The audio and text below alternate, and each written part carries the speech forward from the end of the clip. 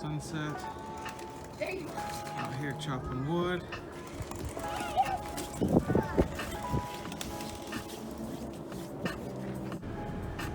So yeah, this is from inside the car. You can kind of see him moving around out there.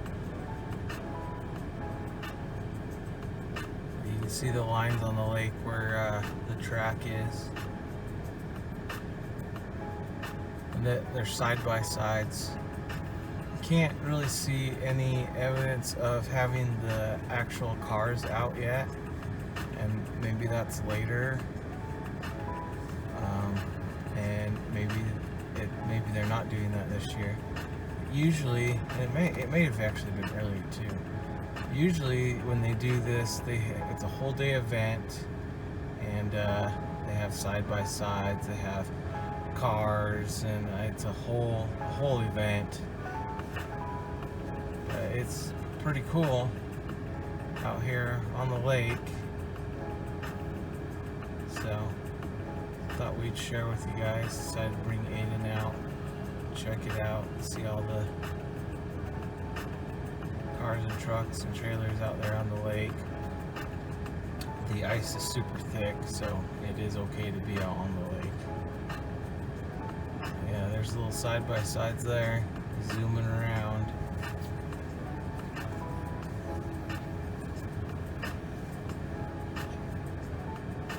It's pretty cool. Usually it's an app.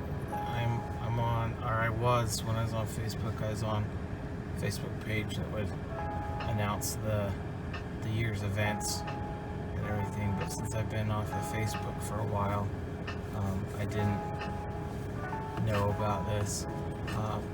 It seems like every time I'm working, I'm actually on call later this evening today, but I was outside chopping wood, and I just hear this wah, wah, wah, and I was like, oh, I wonder if they're doing the ice races. So I grabbed Aiden and said, hey, come on, let's go and check it out. And so here we are. We're out here checking it out.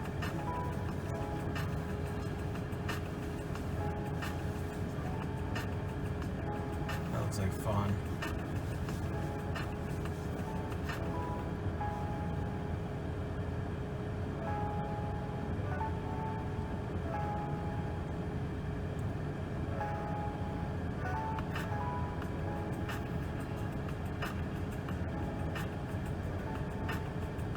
This tight corner. Oh, there we go.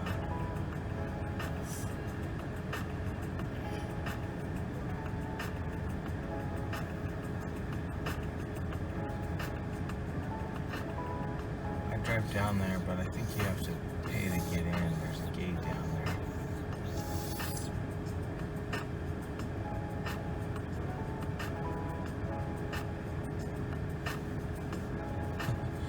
It reminds me of, it's a bigger track of course, but it reminds me of Drift Week, but on ice. These guys really aren't drifting that much. Get the other cars out here, and there's some that'll turn their cars completely sideways around these corners. But anyway, pretty cool. Thought we'd share. Anyway, what you can hear is the ice races. They were racing side by sides, but that sounds a little bigger than side by sides. It's probably the actual race cars they've got out on the ice, but the lake's out that way. Anyway, starting to get windy some more. Sun's going down. Trying to get this pallet finished up, chopped up on wood. We've got the wind out, and we've been in the 30s, mid 30s. So got all that stuff chopped up. You can see the darker stuff is the cured stuff ready to burn. Stuff below is all the stuff I've been chopping. Believe it or not, this stuff's actually not too bad. So you see a little bit of color contrast here. So a lot of these are still moist in the middle, but the edges are dry. And so I'll have to get the meter and see what percentage they're at. All those over there are between 20 and 25, so they're pretty close. I figure I try and chop up as much of this wood as I can while we have the warmer weather and the wind, and hopefully get some of this stuff dried out. And it's really like halfway cured. I'm super surprised. But I mean, as you can tell, these logs are pretty dry. These rounds are already split and everything, so that's a pretty good indicator. So there's one right there that's not quite as split. So the first come, if they look like that, and it's you can see it's pretty moist versus this. That's a pretty good first indicator that that tree that you cut down is already pretty much dead. So these are what we were told were dead fall. They cut them, and as looking at them, they still look pretty wet. Now they're still a little bit wet, but with these warmer warmer temperatures and the wind, as long as we can get this stuff cut up and leave, that's why I've used pallets. Hi! That's why I've used pallets, is pallets allows for airflow. And so we've been cutting this all up and stacking it in these pallets.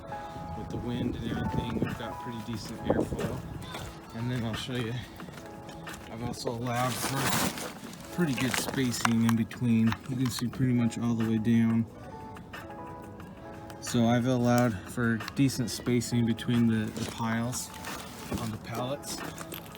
And then as you see on the end, it's all open. So that allows for airflow. It will help dry and cure. Technically, you're supposed to do single stacks for 2 to 6 weeks, depending on how careful, Recklin, you gotta be careful around that axe. Depending on how wet it is. This is pretty dry, and so far it's been working. All that stuff over there is just as wet as this stuff was, and so it should dry out pretty quick. We've actually burned some of the wetter stuff. It's around 22%, and it doesn't burn real great, but it'll burn. So generally you want to try and keep things around 20% or less for burning, and so that's the goal. Like I said, all this stuff here below is between 20 and 24. So the weather continues like this for another couple of weeks. This stuff will be all cured by then and ready to burn. So anyway, I guess we got lucky with the wood that we got. I was kind of starting to panic a little bit because we were running out of split seasoned wood, and I think we just lucked out with the wood that we had cut.